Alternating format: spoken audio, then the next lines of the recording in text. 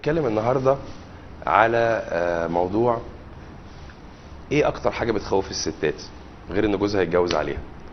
اكتر حاجه بتخوف الستات غير ان جوزها يتجوز عليها هي انها تعجز. كل يوم كل ستات العالم بيقفوا قدام المرايه، تبدا تبص، ترفع في وشها، تسال بنتها، تسال اختها انا عجزت ولا لسه حلوه. طبعا جوزها مضطر يقول لها انك لسه حلوه، وبنتها مضطره تقول لها انك لسه حلوه. بس خلينا نتكلم، العمر بيجري، مفيش حاجه بتوقفه. ايه اللي بيخلينا نعجز؟ ايه اللي بيخلي التجاعيد تظهر في وشي؟ ايه اللي بيخلي السن يبان عليا؟ اللي بيعمل الموضوع ده حاجتين او 3 حاجات. 2 منهم ماليش يد فيهم، وواحده اقدر اتحكم فيها. اللي بيخليني اعجز، ودي حاجه ما اقدرش اتحكم فيها، الجاذبيه الارضيه بتشدني لتحت، ودي انا مش هقدر اعمل حاجه فيها الا اروح اعيش في القمر. فينوس آلهة الجمال عند الاغريق، اسم جميل فينوس. واحنا في تخصص التجميل الغير جراحي خدنا الفي بتاعت فينوس، وقلنا ان وش البني ادم بيكون شباب وحلو لما يكون عنده شكل الفي. طب وبيحصل ايه لما بنكبر؟ بنعمل العكس على طول، بنعمل كده. فنبص نلاقي اي شاب او شابه وشهم مشدود لفوق، دقنهم مدبب لتحت، خدودهم طالعه لبره. ولما ابص على اي حد كبير او هنمثل دور حد كبير او هنعمل ميك اب لحد كبير، نخلي خدوده تبدا تدلدل لتحت. لو دخلنا المستشفى وبصينا على حد، يعني ربنا يحفظنا جميعا يا رب ما نشوفش المنظر ده، بس لو واحد في غيبوبه بقاله فتره كبيره قوي، بنقول تعليق كلنا بنلاحظه، ده وشه عامل زي الملاك، لانه بقاله فتره عكس الجاذبيه الارضيه. الجاذبيه بتشدني لتحت، وبالتالي مع تقدم العمر اللي هو السبب الثالث اللي انا مش هقدر اعمل فيه حاجه، بتبدا الانسجه تتشد لتحت، يبدا يبان عندي التجاعيد، يبدا يبان عليا السن، ويبان عليا الزمن.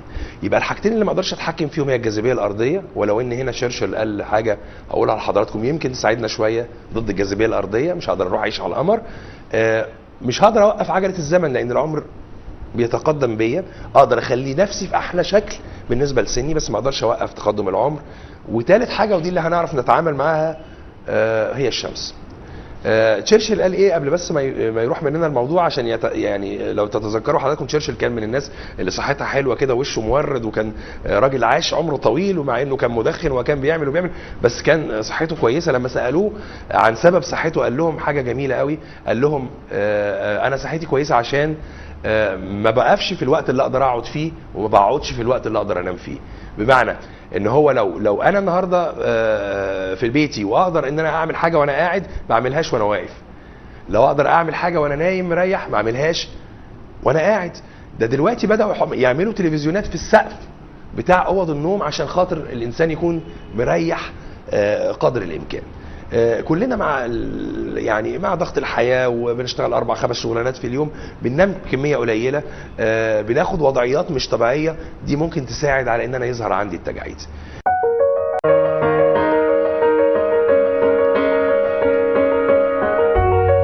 الشمس، كلنا كنا بنروح مطروح، ولما كنا نبدا نرجع المدرسه كنا نزعل قوي، يعني لو كناش واخدين لون كده ومحروقين حرق، يبقى بابا بقى ما كانش معاه فلوس يخلينا نصيف.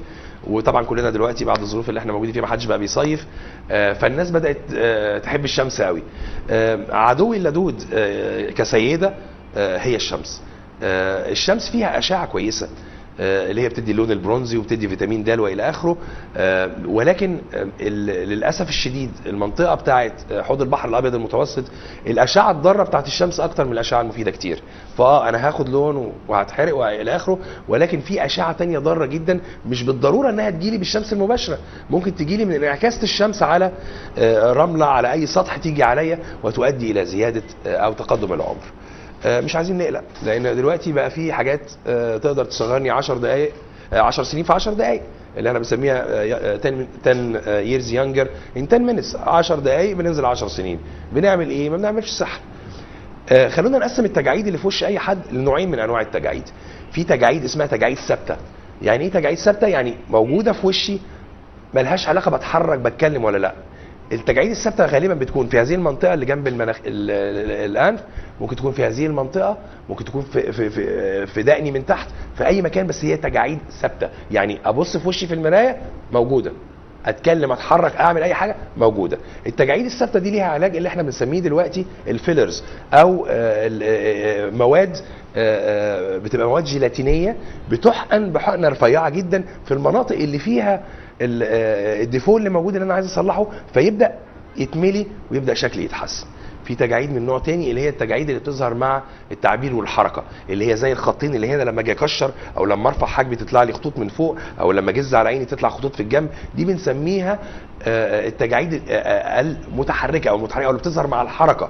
يعني لو انا قاعد عادي ما بتبقاش باينه، لما ابدا اعمل تعبيرات بوشي وابدا اعبر جامد ومش عارفه ايه وازعق واتخانق مع الولاد وكده تبدا تظهر عندي.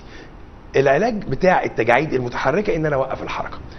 تعالوا نتخيل مع بعض لو انا عندي ورقه، والورقه دي قاعد بتنيها وافردها واتنيها وافردها واتنيها وافردها 500 مره في اليوم، اللي هيحصل ايه في الاخر؟ هبص الاقي الورقه اللي كانت مفروده بدا يحصل فيها كسره صغيره. وهي دي الفكره بتاعت البوتوكس عشان علاج التجاعيد المتحركه. لو حضراتكم تفتكروا او بتبصوا على اي زخانه وتفتكروا العلامه بتاعت الدواء كانت عباره عن ايه؟ كاس وتعبان. وسبحان الله لو نعرف البوتوكس ده جه منين هنستعجب جدا، لان هو جه من سم. يعني مش عايز اخض حضراتكم بس هو السم بتاع الفسيخ. السم بتاع الفسيخ معروف ان انا لما باكله او يعني بيخش جوه جسمي بيعمل تسمم، بيعمل ضعف في العضلات، بيعمل مشاكل كبيره قوي في الجهاز التنفسي والى اخره. بداوا ياخدوا هذا النوع من السم وبداوا يطوروه بشكل ما بحيث انه ما يبقاش سام، بس خدت منه تاثيره على العضله.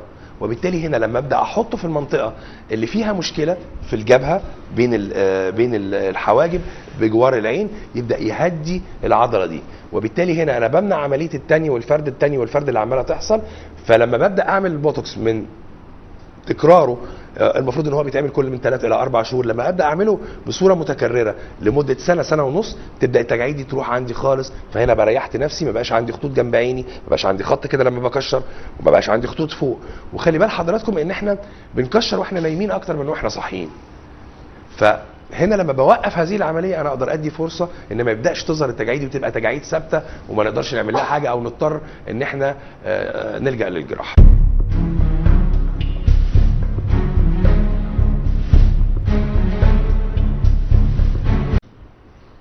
وفهمنا تاثيره بيبقى عامل ازاي. بوقف العضله دهيت. طبعا الحقن بتاعه بيكون في اماكن محدده، لازم اللي يعملها يكون عارف هو بيعمل ايه وعارف بيحقن فين، لان ممكن تحصل منه مشاكل. نادرا جدا جدا ما بيحصل منه مشاكل، لكن في بعض الحالات بيحصل ان الحاجب لو الحقن ما كانش مظبوط الحاجب بيبدا ينزل شويه.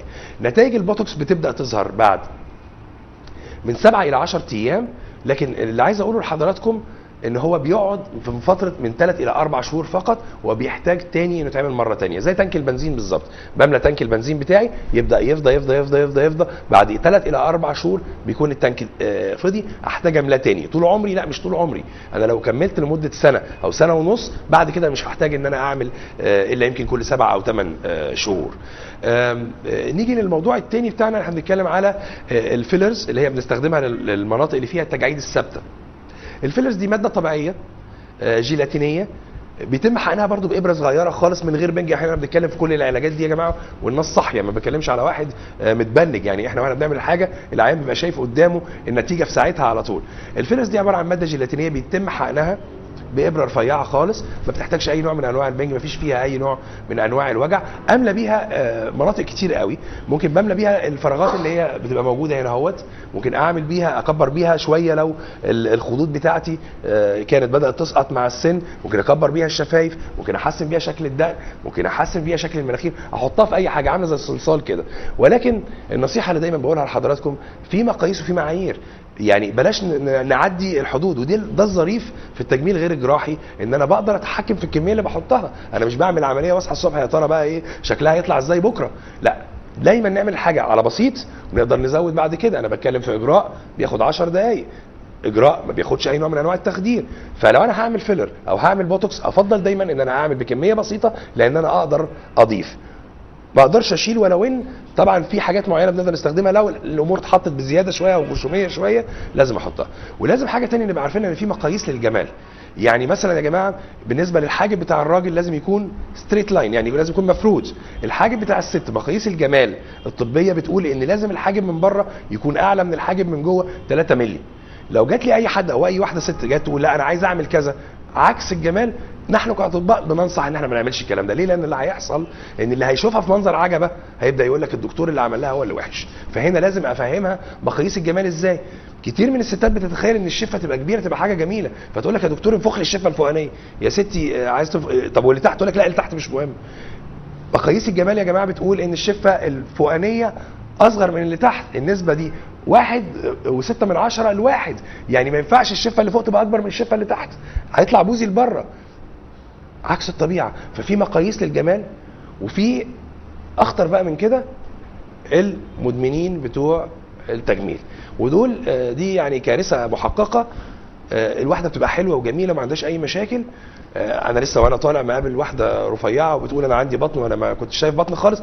ففي ناس بتتخيل دايما او عندها الاحساس الداخلي ان انا وحشه، وبتبدا لو حضرتك رحت اي عياده من عيادات التجميل تبص تلاقيها قاعده حاجه عامله زي العروسه كده. طب دي جايه تعمل ايه؟ دي ما بتبطلش تعمل، دي ما بتبطلش تعمل. خلينا نقول حاجه، احنا مش عايزين نغير خلقه ربنا، احنا بنحاول قدر الامكان اخلي شكلي احسن شويه من قبل كده، انما ان انا اغير الخلقه خالص ده موضوع انا في الاخر هبدا افقد احساسي بانا مين. فهنا واجب الدكتور ان هو يوقف هذه الشخصيات ويقول لها لا حضرتك مش محتاجه تعملي حاجه، مفيش حاجه اسمها اعملها عشان خاطرها، لان ده في الاول وفي الاخر حتى لو كان ده هيرضيها ما هوش صح. في مقاييس وفي معايير لازم نلتزم بيها. البوتوكس والفيلر، البوتوكس في امريكا دلوقتي بيتعمل يعني بقاله سنين وسنين، حتى بدا السن يعني هو المفروض ان 18 سنه فيما فوق بداوا يعملوه في سن اصغر من كده كتير. النسبه المئويه لزياده التجميل الغير جراحي زادت من 100 ل 600% في سنه واحده. ليه؟ لان الاجراءات بتاعتنا كلها عباره عن اجراءات بسيطه جدا مفيش فيها تخدير، نتائج بتظهر فوريه بالنسبه للفيلر بتظهر في خلال اسبوع الى 10 ايام. بالنسبه للبوتوكس بتجيب نتائج جميله جدا.